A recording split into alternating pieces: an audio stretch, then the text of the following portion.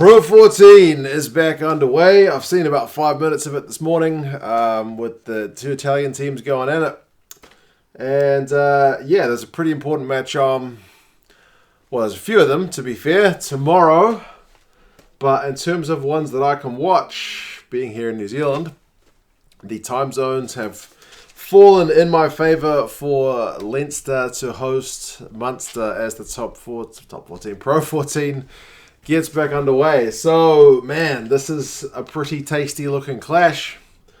I've just had a look at the lineups. There's some pretty big names and some pretty big fellas in both the squads. So, it should be an absolutely cracking match. The broadcaster here in New Zealand should be Sky Sport, but they're still faffing about with their schedule. So I haven't seen it 100% confirmed that it's going to be on. But either way, I should be able to find a way to watch this because it looks like it's going to be a really good game. I've had a look at the lineups, as I said. Leinster are unbeaten thus far. They're having a hell of a run, man. Both in Europe and in the Pro 14.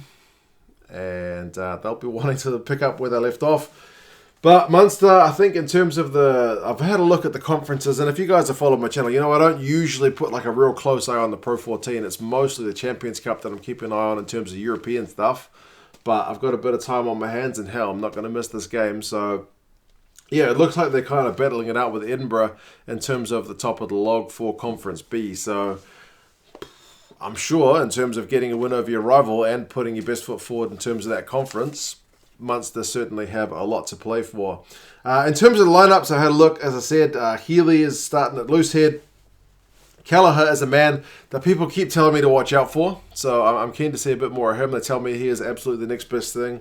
Next big thing for the number 2 jersey in Ireland. So I'm keen to see how he goes. Porter starts at 3. I haven't actually seen what's the deal with Tyke Furlong. Somebody will be able to tell us. Apologies, I'm in a bit of a rush and haven't had time to fully investigate where all the absentees are. Beard and Fardy are the second row. Doris, Van der Fleer, and Conan are the back row. So guys like Caelan Doris and Max Deegan are guys that I'm also pretty kind of keen to watch as much as I can because they seem like pretty good prospects as well. McGrath, Sexton, 9-10. Pretty, standard, but very useful combo there. James Lowe and Dave Carney are the wingers. Jordan Lama fullback. Henshaw and Ringrose the midfield. Now, I'm going to have my eye on Henshaw and Ringrose, especially when a couple of the guys in the Munster lineup get the ball, because I feel like it's a slightly different style they're going to be playing.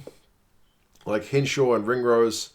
I haven't looked up like the exact height and weights, but they're definitely like skills guys who can do a bit of the brute force stuff as well. But when you look at the Munster lineup, I'll start with those two guys. Dale Endy at 12. I think it's going to be his start for his Munster career. And Chris Farrell, 13. These are both guys who like to run in one direction, and they're more likely to run over you, through you, rather than necessarily round you. I know Dale Endy, when he was with the Stormers, got a fair bit of grief for not passing enough. Like when he would create a half gap for hanging onto the ball, trying to go through people. Sometimes he'll just go straight through you. He's almost like an extra loose forward at times. So, and Farrell is a very big unit as well. So that matchup, I feel like, is probably the one to watch. The rest of the squad for Munster, Cronin, Scannell, and Archer is the front row. So that'll be a good battle up front.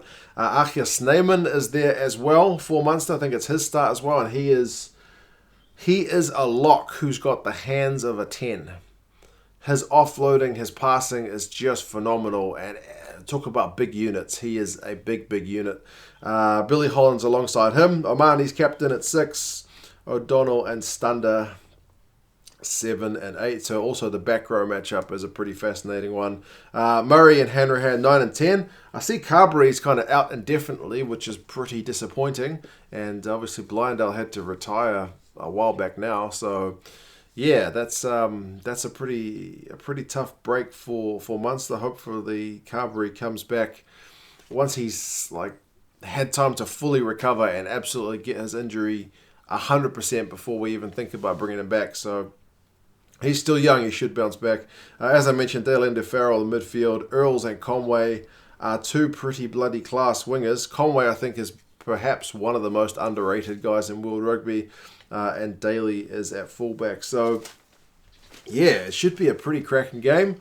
I'm definitely looking forward to it. I'm hoping the broadcaster here sorts their act out, because right now it's not showing on their list of games to show. It says they've got Edinburgh and Glasgow on at like 4 o'clock in the morning, and this game's supposed to be on, I think, at a slightly more reasonable hour, like 6:30 or 6:45 or something. So, yeah, fingers crossed they sort that out. But right now it says no information available, but knock on wood, and yeah, they should be able to sort it out. So I had a look for the previous result. If I'm not mistaken, it was back in December, which seems like ancient history now, and that was 13-6 to Leinster, so a pretty tight result. But yeah, it's interesting because it is the first game back. These guys haven't had any, like, they've had a preseason, but they haven't really had warm-up games. So how the skill level goes, is there going to be rust? Probably. We noticed it when Super Rugby came back here in New Zealand. The teams gave away a ton of penalties, especially with some of the law variations that have happened.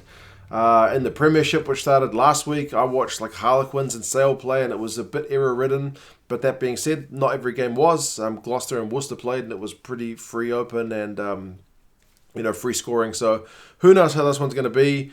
From last I checked, the weather seems like it's been a bit miserable, but hopefully it's going to fine up from the last I read, but we'll see how that goes. So, yeah, Leinster and Munster is always one to watch. Connacht and Ulster's on the next day, so there's plenty of good rugby to be had pretty soon. So we'll see how this one goes. You guys let me know your thoughts. Do give me some insights into the lineups as well. I'm certainly not as familiar with all of these guys as I should be. Obviously, I know Dale Ender and Snyman from their time down here in Super Rugby. And yeah, I know the Leinster lineup pretty well recently from the Champions Cup. Likewise, the Munster guys as well. But still, certainly not as au fait with these guys as I perhaps should be. But anyway, you guys take care. Let me know how you think this one's going to go. And yeah, I'll talk to you again soon. See you later.